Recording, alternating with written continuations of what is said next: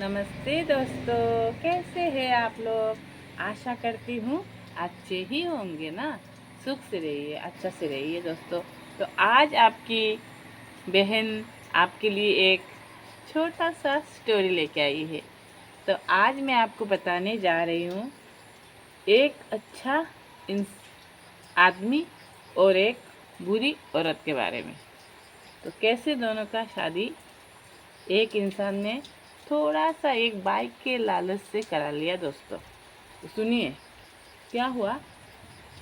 आज से 10 साल पहले तो एक लड़का और दो लड़की थे। तो वो तीनों भाई बहन थे, उनकी मम्मी पापा भी नहीं थे। तो बड़ी दीदी थी, मतलब दो बड़ी दीदी और एक छोटा भाई उनका। तो उनके तो मम्मी पापा थे नहीं दोस्तों। तो उनकी बड़ी दीदी उनको पाल, मतलब बड़ी दीदी कुछ ना कुछ काम करके, और वैसे जब उनकी मम्मी पापा जितने दिन जीवित थे, मम्मी और पापा, उतने दिन बड़ी बहन ने पढ़ लिया था। फिर कुछ जॉब करने लग गई, छोटा सा स्कूल में, आंगनबाड़ी में, ऐसे ही एक कुछ छोटा सा जॉब करने लगी। तो कुछ ना कुछ करके मतलब अपने भाई बहन को खिलाती थी वो दीदी। तो क्या हुआ दोस्तों, एक दिन उसका बहन का शादी हो गया, बड़ी बहन का। शादी होने के बाद तो फिर उनका जो जीजा था, तो वो मतलब बहन इतना देखने में अच्छी नहीं थी, लेकिन उसका नौकरी देख के वो बहुत गोरा सुंदर आदमी था, तो उसने उसके साथ शादी कर लिया। शादी करने के बाद फिर उसका जो वो था, वो बड़ी बहन जो थी ना, आंगनबाड़ी में नौकरी करती थी, उसका भाई था। तो उस भाई का क्या हुआ, मतलब बड़ा हो गया पढ़ लिख के, उस बहन ने पढ़ाया, उसके जीजू ने मिल के पढ़ाया। तो जीजू भी कुछ बाहर नौकरी करता था कंपनी में। तो फिर पढ़ा लिखा के तो वो बड़ा आदमी, मतलब बड़ा हो गया। तो कुछ जॉब में उसको घुसा दिया, कंपनी में ले जाके उधर टाउन में ही घुसाया उसको। तो फिर क्या, अभी तो शादी का लायक हो गया। तो वो लोग जहाँ पे रहते थे, एक ही गांव में भाई बहन रहते थे, तीनों ही रहते थे। तो फिर देखते देखते उसकी छोटी बहन का शादी हो गया। तो छोटी बहन का शादी हो गया, पहले बड़ी बहन का शादी हो गया था, अभी भाई का शादी देंगे। तो अभी तो उनका गार्जियन कौन है, जीजू ही है ना। तो उनके जीजू जो है ना, ऐसे अच्छा तो था, लेकिन थोड़ा सा मतलब लालची भी था, दूसरे कास्ट का भी था। तो कोई कोई कास्ट होता है ना, ये जरूरी नहीं सभी एक ही कास्ट के सभी लोग खराब हो, कोई कोई होता है दोस्तों, सब नहीं होते। तो वही बात है, मतलब क्या बोलूँ, दुर्भाग्य बोलते हैं ना। तो अपने ही साला का दुर्भाग्य ही लेके आ गया वो शादी करा के। तो एक परिवार था, उनकी एक ही बेटी थी, उनके बेटा नहीं थे।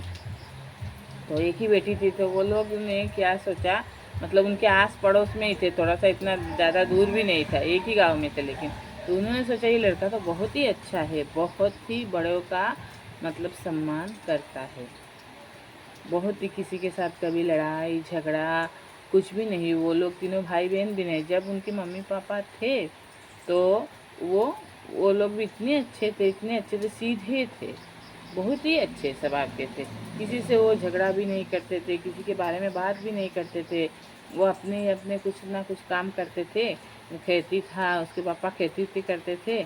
तो वही जो भी हो दोस्तों, अगर कोई पापा अगर रहे ना, तो अगर मम्मी रहे तो बच्चे का कोई चिंता नहीं होता है, और पापा रहने से ही तो ज़्यादा अच्छा होता है दोस्तों। मम्मी जब रहती है, पापा गुजर जाते तो मम्मी का क्या हाल होता है। अगर कुछ नौकरी नहीं रहता है, अगर कोई पेंशन भी नहीं मिला, कुछ भी नहीं मिलेगा, तो औरत का जीवन पूरा ही दुख से ही जाता है।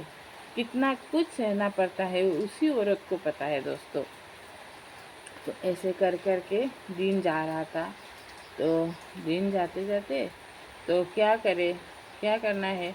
तो उसी तीनों भाई बहन, बड़ी बहन, दोनों भाई बहन को चला चला के इतना दिन लेके गई। तो उसका भी बच्चा हो गया, एक लड़की हो गई बड़ी बहन का, एक लड़का हो गया।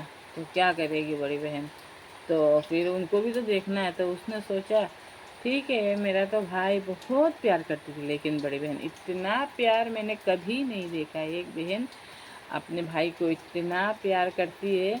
बड़ी बहन ने जो भाई बहन दोनों को अपने बच्चों की तरह माँ बन के पाला, ये भी बहुत बड़ी बात है। आगे आके सुनिए क्या हुआ दोस्तों, फिर इतना आपको भी दुख लगेगा सुनने से दोस्तों। बाद में वो जो मतलब उनका भाई था, तो वो तो शादी का लायक हो गया दोस्तों। तभी वो जो लड़की की माता पिता थे, उन्होंने बोला कि आपके लड़के से मैं हमारे लड़की की शादी कराएंगे। तो बहन ने बोला नहीं नहीं, इतने पास में, और लड़की देखने में सुंदर नहीं थी ना, काले होने से क्या होगा, चेहरा भी अच्छा नहीं था, काले रोग नहीं होते क्या। जो हमारे परमेश्वर है, नहीं जगत के पिता है, उनका भी रंग तो अलग ही है ना। माता काली है, वो श्यामा काली काली है, लेकिन माँ का तो रूप ही निराला है, अनुपम है। वो तो हम भाषा से मैं जो तुच्छ मतलब ये मेरा मुंह से ना, मैं माता के बारे में कुछ भी वर्णन नहीं कर सकती हूँ। मेरा इतना वो भी नहीं, औकात ही नहीं है माता के बारे में मैं कुछ कहूँ। वही है कि माता मतलब इतनी मतलब प्यारी प्यारी है ना, मैं वो आपको शब्द में बता नहीं सकती माँ काली के बारे में। अच्छा जाने दीजिए, क्योंकि वो तो रक्षा करती रहती है हमें। तो फिर वही लड़की मतलब चेहरा अच्छा नहीं था उसका, तो कभी कभी हम बोलते हैं ना, मतलब जैसा उसका मतलब सूरत, इतना काला सूरत है और उसका मतलब मन ही काला, तो सब कोई बोलता है ना ऐसे मत बोलो, भगवान ने किसको कैसे दे दिया। लेकिन सच में वो जैसी है वैसी इतनी घिनौनी औरत है ना, बाबा रे बाबा। फिर तो उसका शादी हो गई, शादी होने के बाद तो वो भी तो फिर मतलब शादी होने के बाद एक उसका बच्चा हो गया, एक लड़की हो गई। तो क्या करे, वो लड़की हो गई तो उसको तो खिलाना उलाना पड़ेगा। तो उसका जो भाई थे, वो दोनों बहन का एक भाई था ना, तो उसका नाम मदन था, भाई का नाम। तो मैं बोल मदन जो था, तो उनकी बहन मीरा, तो मीरा और शोभा दो बहन थे उनके। तो उन्होंने मदन को, मीरा ने, बड़ी बहन का नाम मीरा था, मीरा ने वो मदन को शादी दे दिया। तो वो कराना नहीं चाहती थी, उसके जीजू ने बोला दे दो शादी। तो वो जो लड़की वाले थे उन्होंने बोला अगर आप आपके साला के साथ मेरे बेटी का रिश्ता कराएंगे तो हम एक गाड़ी दे देंगे आपको, गाड़ी खरीद के देंगे, एक मतलब ऑटो खरीद के देंगे। तभी अगर तो आपका साला चला सकता है, या आपके घर में भी रह सकता है, आप भी चला सकते हो। तो फिर क्या हुआ, उसने सोचा, वो आदमी ने इतना मतलब वो अंदर से नहीं सोचा, उसने सोचा ठीक है इतना बोल ले मेरा तो मतलब साला, हाँ मदन कितना सुंदर है, तो अगर मतलब शादी हो जाएगा, वो तो इतना अच्छी नहीं देखने में, तो सुन सुन के बात सुनेगी उसका, मेरा तो इज्जत रह जाएगा, पास में शादी हो गया, इतना ढूंढने का ज़रूरत भी नहीं पड़ा। तो फिर मदन ने तो शादी कर लिया उसके साथ। तो वो तो सुंदर भी नहीं थी, लेकिन उससे मतलब मदन से बहुत छोटी भी थी वो उम्र में, इतना भी छोटी नहीं थी, 7-8 साल की छोटी होगी। तो दोनों खुशी खुशी रहने लगे। तो मदन तो सोचता था उसकी पत्नी बहुत अच्छी है, उसके पापा का घर पास में ही था मदन के घर से। तो मदन चला जाता था मतलब टाउन में काम करने के लिए, जो डेली रात को आता था, वो 7-8 बज जाता था। सुबह चला जाता था 6-6:30 बजे, और रात को आता था 7:30-8 बजे। तो फिर वो पता है क्या करती थी, बाबा रे बाबा, वो मदन इतना अच्छा अच्छा उसके लिए मीट मछली वो ला के आता था, खा खा के इतना पतली थी, इतना मोटी हो गई। तो फिर मोटी तो हो गई, उसके लिए सब कुछ, एक मतलब नौकरी करने वाला जो इंसान रहता है ना, वो तो छोटा मोटा नौकरी करता था किसी कंपनी में, और जैसे कि हम लोग मतलब सरकारी चाकरी वाले नहीं देते वैसे रख रहा था मदन उसको इतना अच्छा से, और इतना प्यार करता था उसको।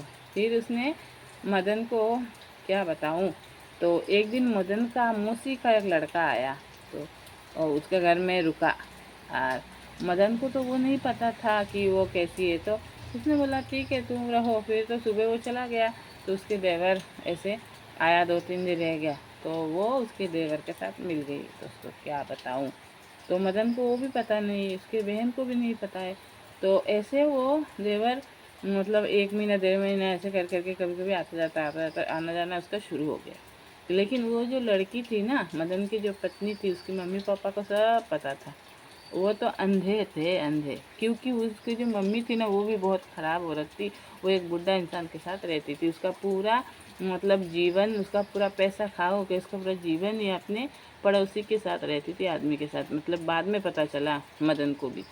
तभी एक दिन मदन पता नहीं क्या हो गया, वो 2-2:30 बजे आ गया।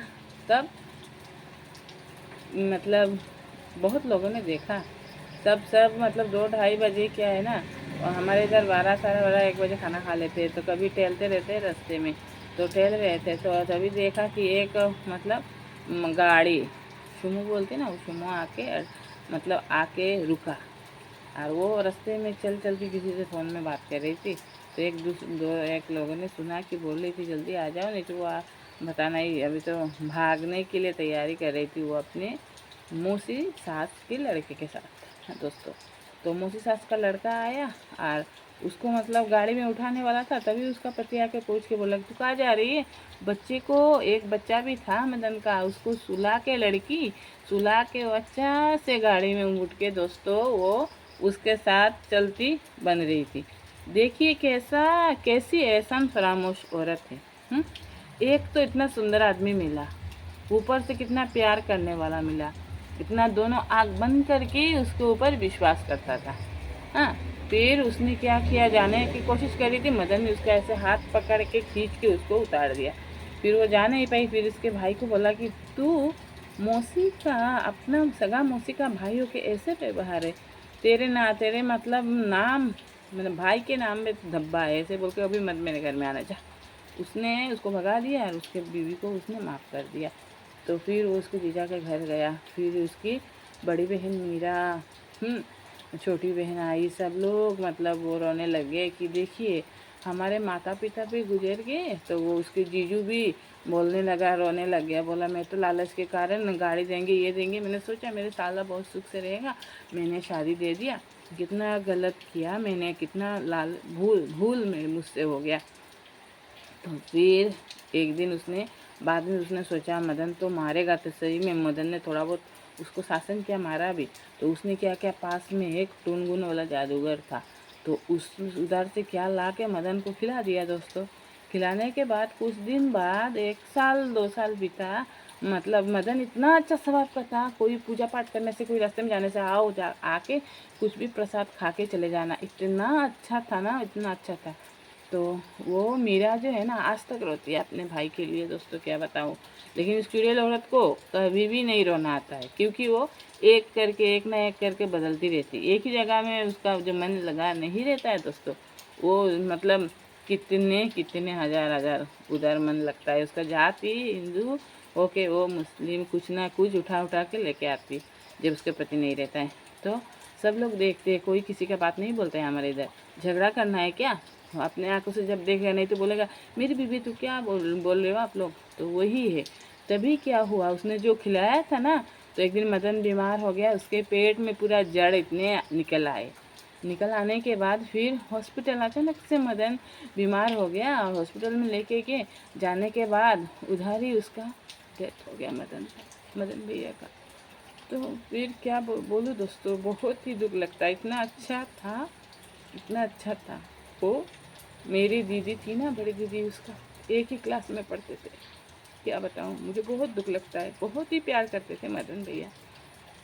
फिर उसने, वो तो फिर गुवाहाटी में लेके गए ना, पता नहीं दिल्ली में कहा, वो मर गए आते आते। मरने के बाद इतना जड़ लेके आए, उनके पैर से निकला था। तो सब फुसा फुसी कर रहे थे, जिस जादूगर के घर गए थे ना, वो भी तो एक इंसान है, वो बोल रहे थे, वो उसकी कुछ रिलेटिव लगे, बोल रहे थे हाँ वो तो आई थी, कुछ लेके गई थी। तो इसीलिए कोई अगर आपसे प्यार नहीं करता है ना, साफ साफ कहो ना, रहने का मन नहीं है, नहीं रह सकते तुम्हारे साथ। लेकिन ऐसे विश्वासघात, एक प्राण को मारना सही बात नहीं है ना। तिल तिल तिल तिल तिल पता नहीं क्या खिलाया उसको, फिर मार दिया। अभी तो वो अपने मन से ही कुछ ना कुछ नाचती है, अभी बूढ़े लोगों को भी नहीं छोड़ती। उसका उम्र कितना होगा, 35 होगा, लेकिन वो सभी डेग में मुंह मारती रहती है। दूसरे के बात कभी नहीं बोलना चाहिए, लेकिन मैं ये क्यों बोलूँ, ऐसे कभी नहीं करना चाहिए। एक इंसान होके एक इंसान का क्षति बोलते ना, नुकसान प्राण का, ये प्राण चला जाए ना, लाखों रुपया से आता है क्या, कभी नहीं आएगा। हमने मानव जन्म कितना मुश्किल से लिया है, हमें मारने का अधिकार किसी को नहीं है। ईश्वर हमें जिस दिन लिखे है मौत उसी दिन तो हम मरेंगे ना। तो किसी को अधिकार है किसी को मारना? ऐसे डांट सकते हो, ऐसे डंडा से एक दो मार सकते हो, कभी गलती कर एक थप्पड़ दो थप्पड़ लगा सकते हो, लेकिन तो किसी को मारने का अधिकार नहीं है ना। तो ऐसे कभी नहीं करना चाहिए, नहीं तो बहुत ही पाप लगता है। बाय बाय दोस्तों।